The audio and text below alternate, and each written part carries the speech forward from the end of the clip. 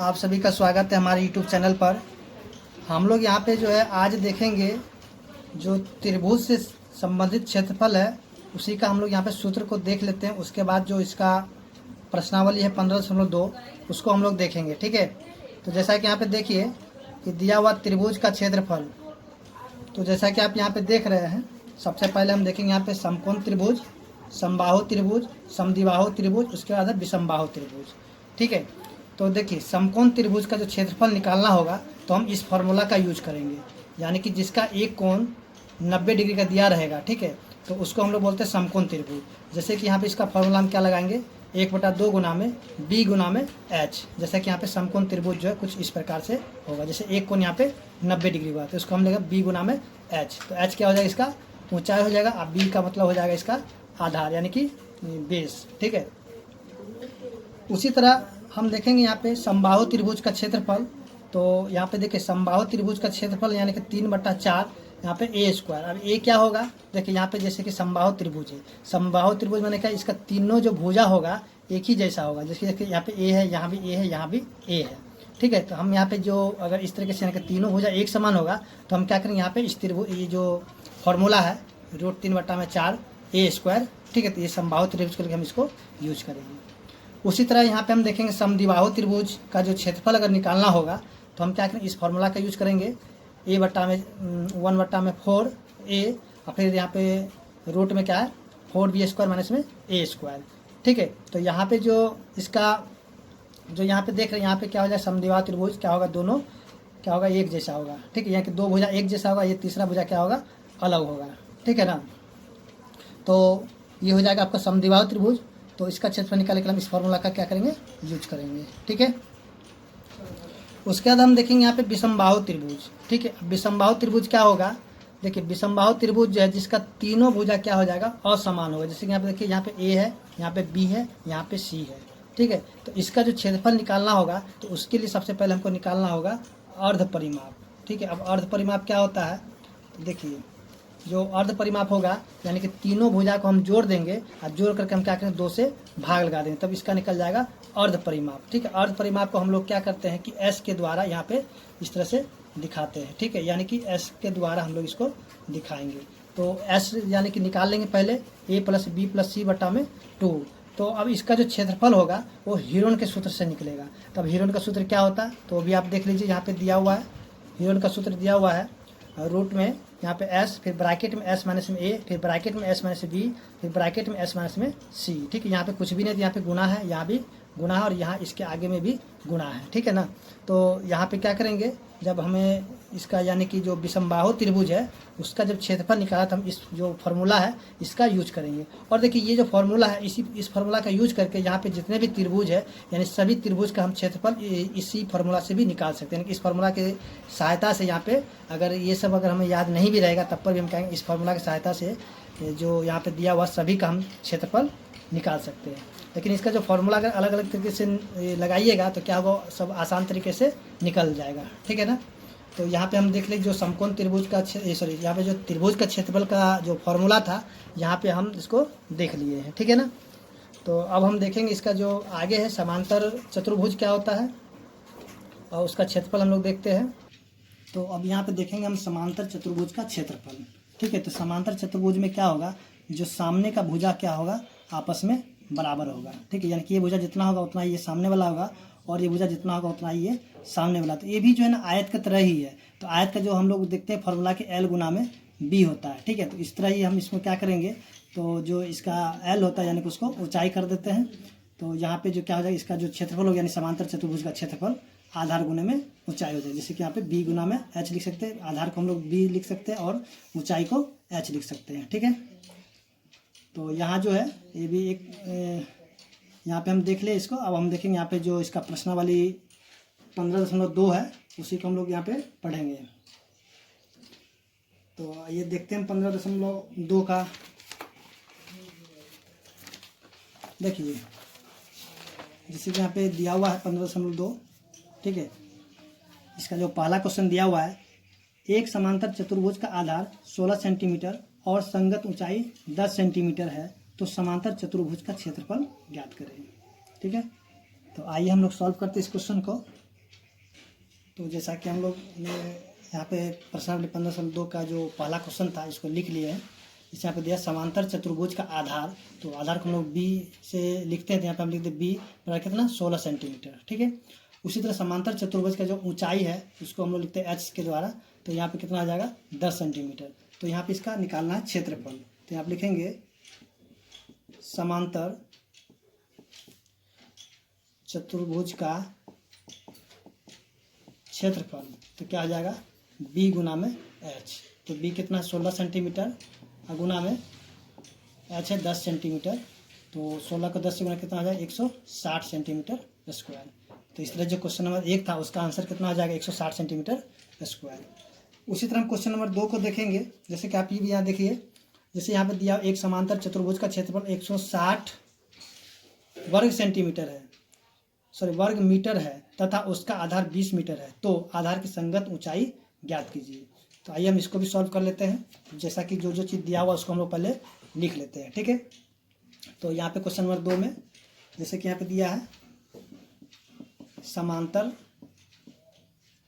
चतुर्भुज का क्षेत्रफल दे दिया कितना 160 मीटर स्क्वायर। ठीक है, उसके बाद जो इसका आधार, अब आधार कितना दे दिया है 20 मीटर, तो इसका कहता है कि संगत ऊंचाई यानी ऊंचाई कितना होगा। तो हम यहाँ पे लिख देते हैं माना की ऊंचाई h मीटर है। ठीक है, तो प्रश्न से यहाँ पे हम लोग देखेंगे जो कि इसका फॉर्मूला क्या था b गुना में h बराबर कितना है 160 मीटर। ठीक है, तो यहाँ पे जो है b का मान दिया हुआ कितना 20 गुना में h बराबर में 160, तो यहाँ जो है h बराबर कितना हो जाएगा 160 बटा में 20, तो काट देंगे कितना हो जाएगा 8, यानी h का मान कितना हो जाएगा 8। ठीक है, तो यहाँ पे जो है या फिर डायरेक्ट आप ये भी लिख सकते हैं, यहाँ पे इसको नहीं भी लिखे तो भी होगा, लेकिन आप इस तरीके से बनाए तो अच्छा रहेगा। तो अब यहाँ पे जो हम लिख देंगे अतः, चलिए यहाँ पे हम नीचे लिख देंगे इसके अतः जो कि ऊंचाई कितना हो जाएगा, ऊंचाई 8 मीटर होगा। ठीक है, तो इस तरीके से आप भी क्या कीजिएगा बना लीजिएगा। तो अब हम देखें क्वेश्चन नंबर 3। देखिए क्वेश्चन नंबर 3 में दिया हुआ है कि रिक्त स्थानों को भरिए। ठीक है, जैसे यहाँ पे दिया समांतर चतुर्भुज, ठीक है, यहाँ पे आधार दिया हुआ है, ऊंचाई भी दिया हुआ है, क्षेत्रफल क्या होगा। तो आइए हम लोग इसको भी सॉल्व कर लेते हैं। तो जैसे कि क्वेश्चन नंबर 3 का जो 1 नंबर है यानी कि आधार, तो यानी कि b दे दिया है। ठीक है, कितना 200 मीटर। उसी तरह यहाँ पे दिया ऊंचाई, ऊंचाई यानी कि h दे दिया कितना 150 मीटर, तो इसका जो क्षेत्रफल कितना हो जाएगा, क्षेत्रफल का फॉर्मूला था b गुना में h, यानी कि 200 मीटर गुना में 150 मीटर, तो 15 दूनी 30, उसके बाद 3 जीरो लिख देते हैं, यहाँ पे मीटर स्क्वायर हो जाएगा। ठीक है, तो उसी तरह हम क्वेश्चन नंबर जो इसका 2 भी देख लेते हैं। तो क्वेश्चन नंबर 2 जो दिया हुआ है यानी कि आधार दे दिया कितना 80 सेंटीमीटर, उसका जो ऊंचाई यानी कि h बराबर दे दिया है 70 सेंटीमीटर, तो इसका जो क्षेत्रफल हो जाएगा, ठीक है, कितना हो जाएगा यानी कि b गुना में h, तो b का मान कितना है, तो b हो जाएगा 80 सेंटीमीटर गुना में 70 सेंटीमीटर, तो 8 सत्ते 56, यहाँ पे दोनों जीरो ला करके रख दीजिए, यहाँ पे सेंटीमीटर स्क्वायर हो गया। ठीक है, उसी तरह हम देखेंगे क्वेश्चन नंबर 3। देखिए यहाँ पे क्वेश्चन नंबर 3 दिया हुआ है यानी कि आधार दे दिया हुआ 60 सेंटीमीटर, ऊंचाई बोल रहा क्या होगा, जबकि क्षेत्रफल यहाँ पे दे दिया 4800 वर्ग सेंटीमीटर। ठीक है, तो आइए इसको भी सॉल्व कर लेते हैं। तो देखिए यहाँ पे जो है आधार यानी कि 60 सेंटीमीटर दिया हुआ, क्षेत्रफल 4800 सेंटीमीटर स्क्वायर है, तो कहता ऊंचाई क्या होगा। तो ऊंचाई निकालने के लिए हम क्या करेंगे, यहाँ पे फॉर्मूला लगा देंगे, यानी कि क्षेत्रफल बट्टा में क्या हो जाएगा आधार। ठीक है, तो यहाँ पे हम लिख सकते हैं इस तरह से, ये फॉर्मूला डायरेक्ट भी लिख देंगे यहाँ पे, क्योंकि हमें रिक्त स्थान को पूर्ति करना है। ठीक है, तो क्षेत्रफल कितना है 4800 सेंटीमीटर स्क्वायर, अब बट्टा में कितना हो जाएगा 60, इसको काट देंगे तो 8 6 48 80। अब देखिए यहाँ पे सेंटीमीटर था तो यहाँ पे 2 सेंटीमीटर 1 सेंटीमीटर खत्म हो जाएगा तो यहाँ पे 80 सेंटीमीटर बच जाएगा। ठीक है, तो उसी तरह हम देखेंगे इस क्वेश्चन नंबर जिसका 4 दिया हुआ है, अभी देख लीजिए क्वेश्चन नंबर 4, यानी कि यहाँ पे आधार नहीं दिया हुआ है, ऊंचाई दिया तो हम लिख देते हैं ऊंचाई। ठीक है, ऊंचाई कितना है, यानी कि h बराबर आपका दे दिया यहाँ पे 90 सेंटीमीटर। ठीक है, उसके बाद जो इसका क्षेत्रफल है दे दिया है कितना, यानी कि ये दे दिया 3600 सेंटीमीटर स्क्वायर, वर्ग सेंटीमीटर स्क्वायर। ठीक है, तो इसका निकालना हमें आधार, तो इसका आधार निकालने के लिए हम लिखेंगे फॉर्मूला, आधार बराबर क्या हो जाएगा क्षेत्रफल बट्टा में ऊंचाई। ठीक है, चलिए इसको पूरा लिख देते हैं, क्षेत्रफल बट्टा में ऊंचाई। देखिए क्षेत्रफल कितना है, तो यहाँ जो है ऊंचाई यानी क्षेत्रफल है 3600 सेंटीमीटर स्क्वायर और जो ऊंचाई है 90, तो 0 से 0 कट गया, 9 चौके 36 यानी कि 40।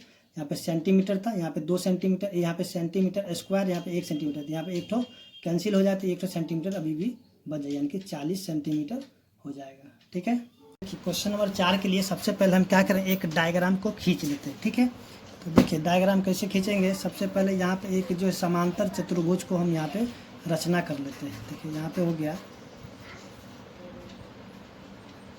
ठीक है, इसका नाम देते हैं यहाँ पे P, यहाँ पे Q, यहाँ पे R, यहाँ पे देते हैं S। ठीक है, तो देखिए PQ कितना दे दिया है 20 सेंटीमीटर, चलिए इसको हम लिख देते हैं यहाँ पे 20 सेंटीमीटर, और QR 10 सेंटीमीटर, यानी कि QR यहाँ पे है 10 सेंटीमीटर। उसके बाद PQ की संगत ऊंचाई, यानी PQ की जो संगत ऊंचाई यहाँ से हो जाएगा, यानी यहाँ से हम ले लेते हैं इसको संगत ऊंचाई। ठीक है, ये कितना दे दिया है 6 सेंटीमीटर। ठीक है, उसके बाद जो है यहाँ पे बोलता है QR की जो संगत ऊंचाई, यानी कि इसका जो QR का संगत ऊंचाई यहाँ से बनेगा। ठीक है, यानी यहाँ से, यानी कि QR की संगत ऊंचाई, यानी कि हम इसका जो संगत ऊंचाई है, सॉरी इसका जो संगत ऊंचाई यानी कि ये वाला हो जाएगा। ठीक है, तो इसको हमको निकालना, देखिए यहाँ P है तो यहाँ पे कुछ भी नहीं, तो यहाँ पे इसको मान देते हैं L। ठीक है, तो हम यहाँ पे क्या करेंगे कि देखिए ये जो इधर का जो क्षेत्रफल होगा इसके क्षेत्रफल के बराबर होगा, यानी कि हम यहाँ पे लिखेंगे माना कि यानी कि QR की संगत ऊंचाई। ठीक है, माना कि QR, ठीक है, यहाँ पे आपको QR यहाँ पे नहीं दिख रहा था, लिख देखिए यहाँ पे माना कि QR की संगत ऊंचाई क्या हो जाएगा PL, यहाँ पे PL माना है, इसको यहाँ पे L दे दिए हैं तो PL है। ठीक है, यहाँ पे देखिएगा PL है, तो हम क्या करेंगे, यानी कि जो इसका क्षेत्रफल इधर वाला का देखिए यहाँ पे प्रश्न से। ठीक है, पहले क्वेश्चन को आप यहाँ पे क्या कीजिए लिख लीजिएगा जो जो चीज़ दिया हुआ है। चलिए हम यहाँ पे लिख लेते हैं, यहाँ पे पहले PQ बराबर कितना दे दिया है 20 सेंटीमीटर। ठीक है, उसके बाद जो यहाँ पे चलिए यहाँ पे भी L है तो यहाँ पे हम M लिख देते हैं। ठीक है, यानी कि MR बराबर कितना है 6 सेंटीमीटर। उसके बाद जो यहाँ पे QR दे दिया कितना 10 सेंटीमीटर, तो यहाँ पे लिख देंगे 10 सेंटीमीटर। तो हमें यहाँ पे निकालना क्या निकालना है, यहाँ पे PL, यहाँ पे PL यहाँ पे लिखेंगे प्रश्न से। ठीक है, यानी कि PQ गुना में MR बराबर यहाँ से QR गुना में PL, क्योंकि यहाँ पे ये है B और यहाँ पे H है, यानी कि देखिए यहाँ पे ये है ना, इसका क्या हो जाएगा, इस तरह से हम देखेंगे तो ये हो जाएगा B और इसका क्या हो जाएगा ये ऊंचाई हो जाएगा। उसी तरह से यहाँ पे देखेंगे तो इसका हो जाएगा बेस और ये हो जाएगा ऊंचाई। ठीक है, कि ये हो जाएगा आपका आधार और ये हो जाएगा ऊंचाई। यहाँ पे PQ गुना में MR, तो देखिए PQ का मान कितना है 20 और MR का मान कितना है 6। ठीक है, अब बराबर में QR का मान कितना है 10 और गुना में PL का मान तो हमें निकालना था, हम PL को उसी तरह छोड़ देंगे। ठीक है, यहाँ पे PL बराबर कितना हो जाएगा 20 गुना में 6, अब बट्टा में ये 10 आ जाएगा नीचे, क्योंकि यहाँ पे जो है इसके साथ गुना में तो क्या हो जाएगा, इसके नीचे भाग में। इसको हम इस तरह से इससे नहीं लिखे तो ऐसे भी लिख देते हैं। तो 20 गुना में 6, यहाँ पे 10 जो इसके नीचे में आ जाएगा, तो 10 बराबर कितना, इसको पी एल लिख देते हैं। 0 से 0 कट गया, तो यानी कि 6 दूनी 12, यानी पी एल का जो मान है हो जाएगा 12। ठीक है, यानी इसका संगत ऊंचाई कितना हो जाएगा, 12। तो यहाँ पे लिखेंगे अतः क्यू आर की संगत ऊंचाई कितना हो जाएगा, 12। यहाँ पे सेंटीमीटर है सभी, तो यहाँ पे लिख देंगे सेंटीमीटर होगा। ठीक है, तो इस तरह से हम देखें क्वेश्चन नंबर 4 भी मेरा सॉल्व हो चुका है, और उम्मीद करते हैं कि आपको समझ में भी आ गया होगा। ठीक है, तो अब हम क्वेश्चन नंबर 5 को भी देख लेते हैं। तो देखिए क्वेश्चन नंबर 5 यहाँ पे दिया, त्रिभुज का क्षेत्रफल ज्ञात है जिसका आधार 16 सेंटीमीटर और ऊंचाई 12 सेंटीमीटर। यानी कि यहाँ पे लिखेंगे कि त्रिभुज का आधार कितना दे दिया है, 16 सेंटीमीटर। ठीक है, उसी तरह त्रिभुज का जो ऊंचाई है कितना दे दिया है, 12 सेंटीमीटर। ठीक है, तो यहाँ पे त्रिभुज का जो क्षेत्रफल अभी हम दिखाए थे फॉर्मूला, तो यहाँ पर त्रिभुज का क्षेत्रफल, क्योंकि यहाँ पे आधार और ऊंचाई है, तो यानी कि समकोण त्रिभुज है, तो त्रिभुज का क्षेत्रफल बराबर क्या हो जाएगा, 1/2 गुना में बी गुना में एच, क्योंकि आधार हो जाता है 20, आधार को हम लोग बी से दिखाते हैं और ऊंचाई को एच के द्वारा दिखाते हैं।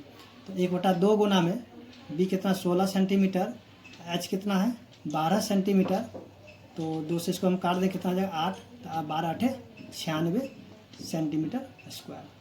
तो इस तरह से हम देखें जो क्वेश्चन नंबर 5 था वो भी सॉल्व हो चुका है, और उम्मीद करते हैं कि आपको समझ में भी आ गया होगा। अगर आपको मेरा वीडियो अच्छा लगा हो तो प्लीज़ मेरे चैनल को लाइक और सब्सक्राइब करें। धन्यवाद।